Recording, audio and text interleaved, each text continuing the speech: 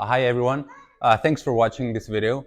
Today I have a 2020 version Lexus LS look-like next to me. This actually was 2007, as you can see the left side in black.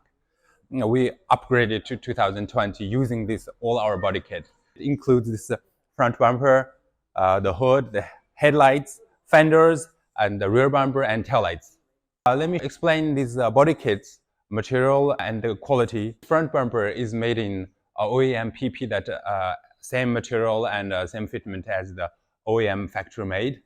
And also these headlights and taillights are from second hand. That this is our all OEM but second hand, not new, not aftermarket. Our headlights and taillights are not aftermarket made. This hood, fenders and the rear bumper are in fiberglass, not metal. It's in fiberglass.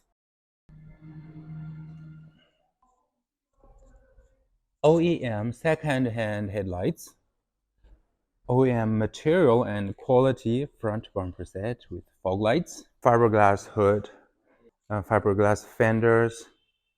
This all look like 2020 version, but actually this is 2007.